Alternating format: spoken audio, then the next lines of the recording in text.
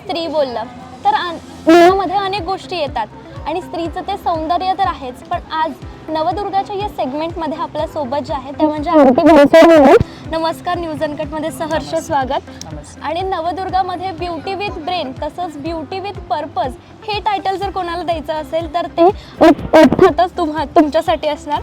आणि आज त्यांना नवदुर्गाचा हा पुरस्कार मिळाला आहे, तर कसं वाटतं हा पुरस्कार मिळाला?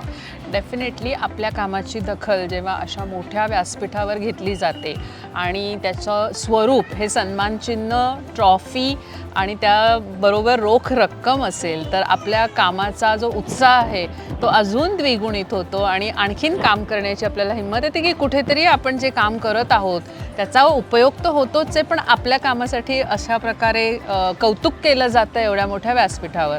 सो नक्कीच खूप आनंदाचा क्षण आहे तो आमच्यासाठी. अर्थातच आजच्या युगात स्त्री पुरुषांच्या खांद्याला खांदा लावून चालते आणि त्याचं एक उत्तम उदाहरण तुम्ही आहे.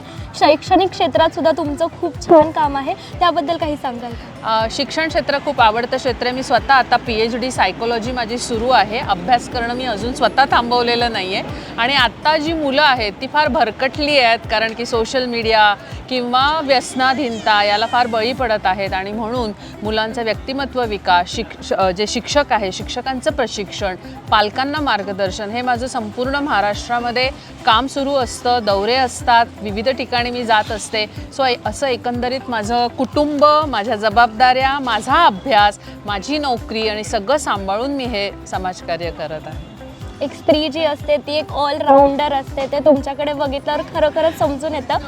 आणि आत्ताची जी मानसिक स्थिती आहे लोकांची, एक हेक्टिक लाईफ आहे, स्ट्रेसफुल लाईफ चालू आहे, तर त्यामुळे समुपदेशन हा जो एक टर्म आहे तो आजकाल आपल्या सर्वांना म्हणजे सगळ्यांना गरज आहे. तर त्यावरनं तुम्ही कसं काउन्सिलिंग वगैरे करता?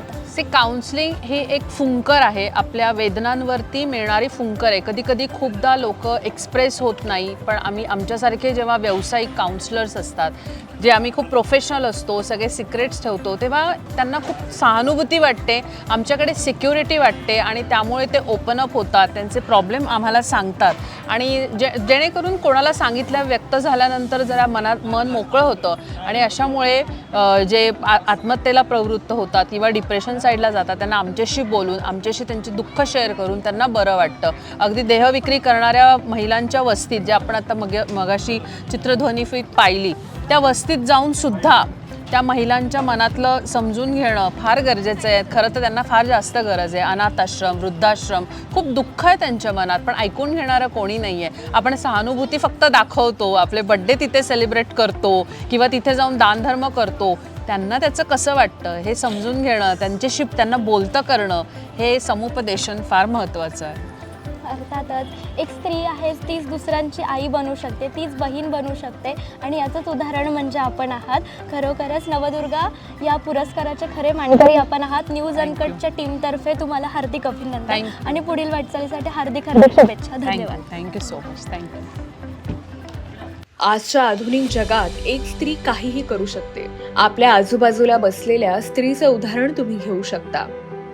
अशाच अनेक यशशिखरांना पादांक्रांत करणाऱ्या आणि बहुआयामी व्यक्तिमत्वाच्या मालकीण असणाऱ्या सौ आरती बनसोडे म्हणजे फक्त ब्युटी विथ ब्रेन नव्हे तर ब्युटी विथ पर्पज पण आहेत. मिसेस महाराष्ट्र 2018 टॅलेंटेडचा खिताब मिळवलेल्या आरती एक सक्सेसफुल मोटिवेशनल स्पीकर असून मानसिक आरोग्याशी संबंधित समुपदेशन देणाऱ्या प्रसिद्ध मानसशास्त्रज्ञ देखील आहेत. शिक्षण क्षेत्रातील त्यांच्या योगदानाबद्दल त्यांना अनेक राष्ट्रीय आणि आंतरराष्ट्रीय पुरस्कारही मिळाले आहेत. RJ, दैनिकांमध्ये लिखाण, पर्सनॅलिटी ट्रेनर आणि आणखी बऱ्याच उपक्रमांना लिलया पेलणाऱ्या या multi talented beauty with purpose लेडीला आर्यन्स नवदुर्गा सन्मानचा दिल से सल्यूट.